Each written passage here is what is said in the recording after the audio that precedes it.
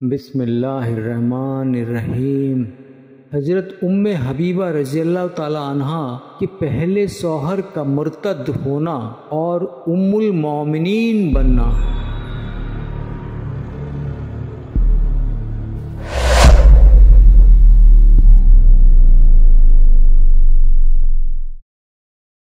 ام المومنین حضرت ام حبیبہ رضی اللہ تعالی عنہا حضرت ابو سفیان رضی اللہ تعالی عنہ کی بیٹی ہیں، جنہوں نے تقریباً 30 سال حضور اقدس صلی اللہ علیہ وسلم کی مخالفت میں گزارے اور حضور صلی اللہ علیہ وسلم کے خلاف جنگیں لڑی اور مکہ مکرمہ کے سرداروں میں سے تھی، اور آخر فتح مکہ کے موقع پر مسلمان ہو کر صحابی بن گئے۔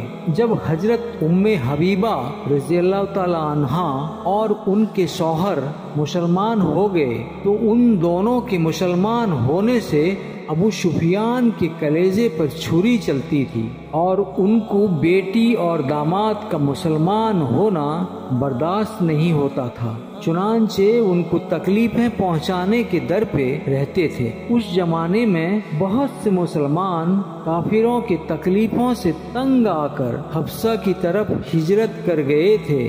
حضرت ام حبیبہ رضی اللہ تعالی عنہا اور ان کے شوہر عبداللہ بن جہش نے بھی حبشہ کو ہجرت کی اور حبشہ میں مقیم ہو گئے۔ وہیں پر ان دونوں کی بیٹی حبیبہ پیدا ہوئی، جن کی نسبت سے آپ کو ام حبیبہ کہا جاتا ہے۔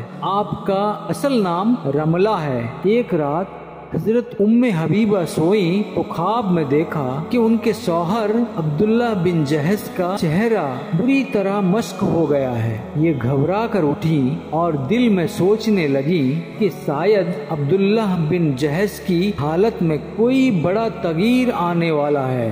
اس کے بعد جب کچھ دن گزرے تو اس خواب کی تعبیر سامنے آ گئی، اور یہ ہوا کہ ان کے شوہر ایک عیسائی کے پاس جایا کرتے تھے۔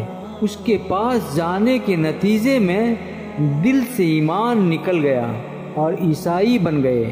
چنانچہ بیوی سے کہا کہ میں نے تمام مذاہب پر غور کیا ہے اور اس نتیجے پر پہنچا ہوں، عیسائی مذہب سے بہتر کوئی مذہب نہیں، میں عیسائی ہو گیا ہوں۔ اندازہ کیجئے کہ یہ الفاظ سن کر حضرت ام حبیبہ رضی اللہ تعالی عنہا کو کیسا دھچکا لگا ہوگا۔ اس پر تو بجلی گر گئی۔ اسلام کی خاطر ماں باپ کو چھوڑا، وطن کو چھوڑا، سارے عزیز و اقارب کو چھوڑا اور آ کر اس دیار غربت میں مقیم ہو گئے، اور لے دے کے ایک شوہر جو ہمدرد اور دمساز ہو سکتا تھا وہ کافر ہو گیا۔ اب ان پر تو قیامت گزر گئی۔ بیوی نے شوہر کو اپنا خواب سنا کر ارتداد سے باز رکھنے کی کوشش کی، لیکن ہدایت اس کے مقدر میں نہ تھی۔ اس نے خواب کی بات کو بے پرواہی سے ٹال دیا اور شراب نوشی میں مشغول ہو گیا، اور کچھ دنوں کے بعد اسی حال میں اس کا انتقال ہوا۔ اب یہ اس دیار غربت میں تنے تنہا رہ گئی۔ اس قسم پرسی کی حالت میں ایک رات سوئیں تو خواب میں دیکھا کہ کوئی پکارنے والا انہیں ام المومنین کہہ کر پکار رہا ہے۔ اس خواب کی تعبیر انہوں نے یہ لی کہ حضرت صلی اللہ علیہ وسلم ان سے نکاح فرمائیں گے۔ ادھر حضور اقدس صلی اللہ علیہ وسلم کو مدینے میں اس کی اطلاع ملی کہ ام حبیبہ کے شوہر عیسائی بن کر انتقال کر گئے ہیں اور وہ دیار غیر میں اکیلی اور تنہا ہیں۔ تو آپ صلی اللہ علیہ وسلم نے حبشہ کے بادشاہ نجاشی کو پیغام بھیجا کہ ام حبیبہ کو میری طرف سے نکاح کا پیغام دے دو۔ چنانچہ ام حبیبہ خود فرماتی ہیں کہ ایک دن میں اسی بے بسی کے عالم میں گھر میں بیٹھی تھی، اتنے میں دروازے پر دستک ہوئی۔ دروازہ کھولا تو دیکھا کہ باہر ایک کنیز کھڑی ہوئی ہے جس کا نام ابریہ تھا۔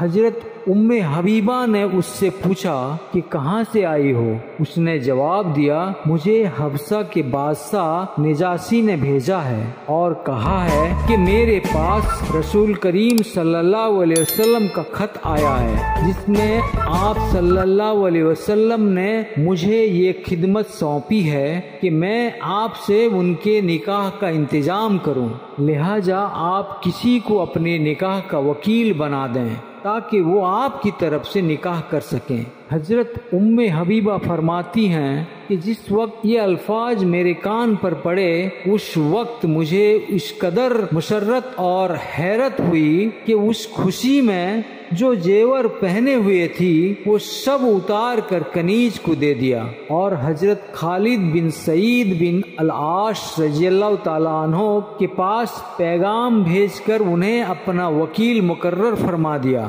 نجاشی نے حضرت صلی اللہ علیہ وسلم کے چچا جاد بھائی حضرت جعفر بن ابی طالب رضی اللہ تعالیٰ عنہ اور دوسرے مسلمانوں کو جمع کیا اور خطبہ دیا اور حضرت صلی اللہ علیہ وسلم کی طرف سے حضرت حبیبہ کا مہر 400 دینار مقرر کر کے اس وقت حضرت خالد بن سعید رضی اللہ تعالیٰ عنہ کے حوالے کر دیا۔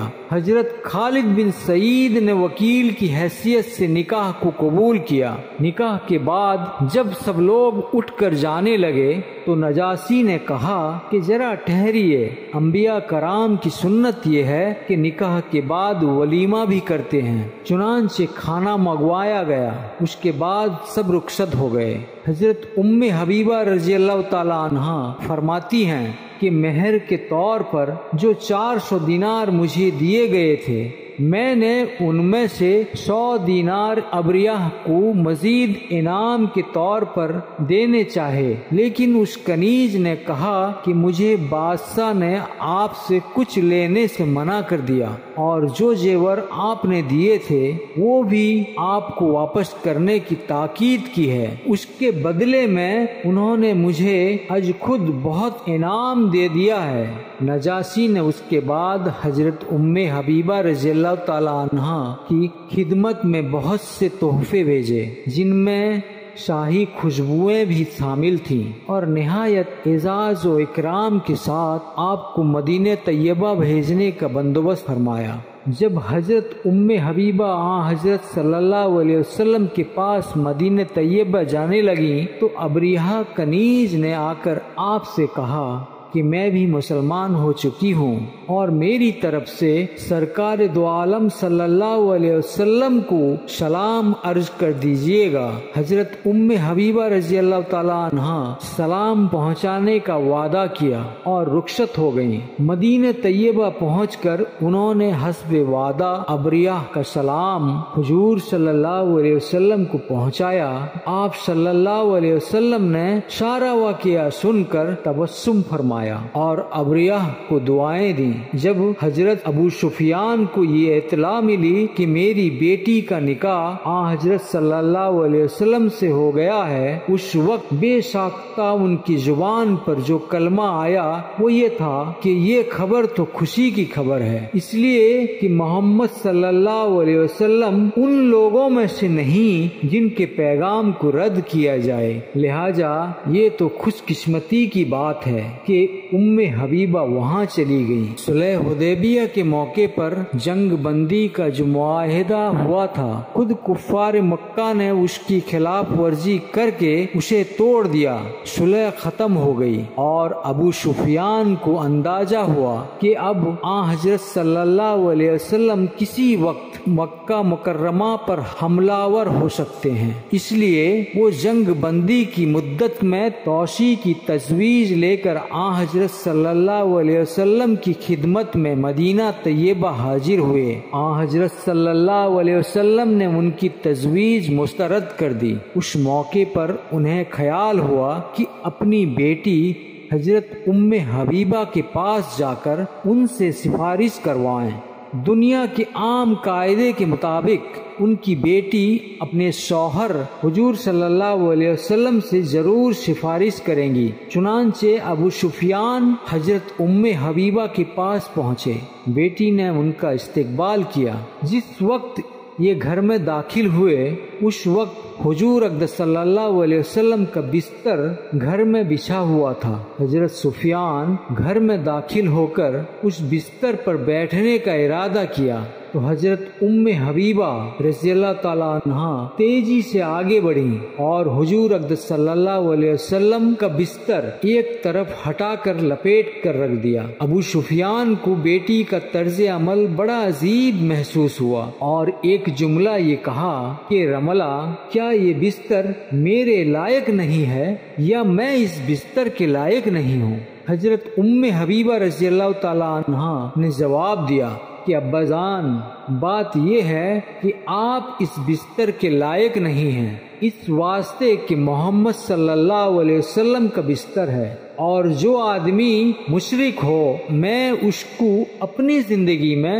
اس بستر پر بیٹھنے کی اجازت نہیں دے سکتی۔ ابو سفیان اپنی بیٹی کا یہ جواب سن کر تلملا گئے اور بولے، تمہارے اندر مجھ سے جدا ہونے کے بعد کتنا تغیر آ گیا۔ یہ تھی حضرت حبیبہ رضی اللہ تعالیٰ عنہا حضرت صلی اللہ علیہ وسلم کے وصال کے بعد 30-40 سال زندہ رہی۔ حضرت معاویہ رضی اللہ تعالیٰ عنہ آپ کے بھائی تھے، اس لیے ان کا لقب خال المومنین، مسلمانوں کے ماموں، مشہور ہو گیا۔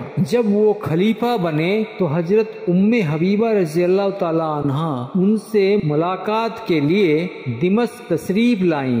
حضرت معاویہ رضی اللہ تعالیٰ عنہ نے ان سے بہت سے فقہی مسائل حاصل کیے اور متعدد احادیث ان سے روایت فرمائی۔